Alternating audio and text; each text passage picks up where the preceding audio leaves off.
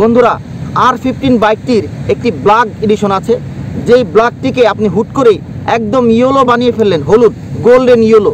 স্ক্রিনে হয়তো দেখতে পাচ্ছেন, দারুণ লাগছে দেখতে। খেলা শুরু। প্রশাসন আমাদেরকে আসলে অনেক ছাড় দেয়, যদি ছাড় না দিত তাহলে মামলা খেতে খেতে পাগল হয়ে যেতাম। আসসালামু আলাইকুম বাইকার্স, আমি নাজমুল বাবু আছি আপনাদের সাথে। আপনারা দেখছেন নাজমুল এক্সপ্রেস। আমার পেছনে যে বাইকটি দেখতে পাচ্ছেন এটি একদম কিচকিচে কালো। এই কিচকিচে কালো বাইকটিকে যদি আমি হুট করে লাল বা টকটকে হলুদ বানিয়ে ফেলি তাহলে কেমন হবে? অবশ্যই দেখতে সুন্দর লাগবে, কারণ নতুন একটি রং করা হবে। আগের রংটি চালিয়ে আমরা বোরিং হয়ে গেছি। কিন্তু এটি কতটা আইনসঙ্গত এই বিষয়ে আমার চ্যানেলে অনেকগুলো ভিডিও আছে, এবং সেই ভিডিওতে আমি বারবার বলে দিয়েছি মডিফিকেশন আইন কি।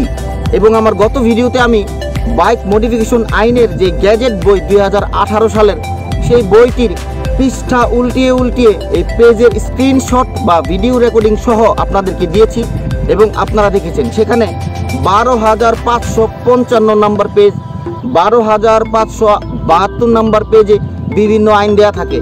এই কারণেই এই বাইক সম্পর্কে, বাইকের মডিফিকেশন আইন সম্পর্কে অনেকে জানতে চায় না, যেখানে হাজার হাজার পৃষ্ঠা দেখে তারপরে আপনাকে বের করতে হবে আসলে বাইক মডিফিকেশন আইন কি।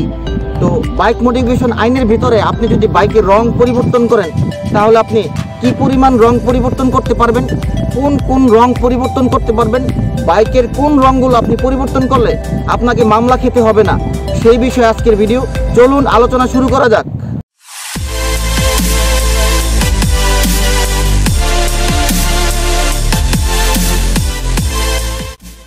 বন্ধুরা R15 বাইকটির একটি ব্ল্যাক এডিশন আছে, যেই ব্ল্যাকটিকে আপনি হুট করেই একদম ইয়েলো বানিয়ে ফেললেন, হলুদ গোল্ডেন ইয়েলো।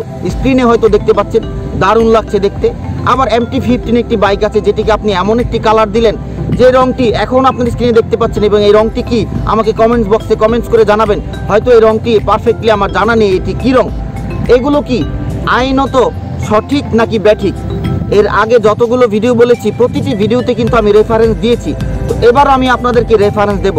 যেমন আপনার বাইকটি ইয়েলো এবং ব্ল্যাকের শ্যাডো আছে, সেক্ষেত্রে আপনি কিছুটা ইয়েলো শ্যাডো বাড়াতে পারবেন। যদি আপনি একদম ইয়েলো বানিয়ে দেন বাইকটিকে, তাহলে বাইকটির আইডেন্টিফাই লুকানো হলো। হয়তো আপনাদেরকে অবাক লাগছে, বাইকের আইডেন্টিফাই লুকালে কি হবে। আপনারা হয়তো জানেন না, প্রতিদিন এরকম অজ্ঞাত অনেক মামলা হয়, যেই মামলাগুলো থানাতে জমা হয় এরকমভাবে যে একজন কালো বাইকধারী ব্যক্তি এমুক সময়ে এসে এই কাজটি করলো, যা আইনত দণ্ডনীয় অপরাধ। তাহাকে খুঁজে বের করার জন্য তদন্ত সাপেক্ষ অমুক অফিসারকে দায়িত্ব দেওয়া হলো। তাহলে কি করলো সে কিন্তু ব্ল্যাক বাইকগুলোর দিকেই নজর রাখবে।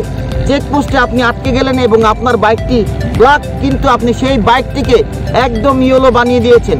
তার মানে পুলিশ অফিসার ভেবে নেবে কোনো একটি অপরাধকে আপনি ঢাকার জন্য বাইকটির কালার এইরকম চেঞ্জ করেছেন। একদম সহজ বিষয়। যখন কোনো ব্যক্তি তার বাইকের কাগজে উল্লেখিত রংটিকে পরিবর্তন করে, তখন প্রশাসন ভেবে নেয় আপনি কোনো অপরাধকে ঢাকার চেষ্টা করছেন, যেটি আইনত অপরাধ, এবং সেই অপরাধের সাজা অনেক বেশি। গতবার আমি বলেছি, আপনি যদি আপনার বাইকের কারিগরি পরিবর্তন করেন, রং বা এটার বডির কোনো রকমের পরিবর্তন করেন উইদাউট পারমিশন, তাহলে আপনাকে সর্বোচ্চ 3 লক্ষ টাকা জরিমানা দিতে হবে, এবং আপনাকে 6 মাসের জেলও খাটতে হতে পারে। আবার এমনও হতে পারে টাকাও দিবেন, জেলও খাটবেন।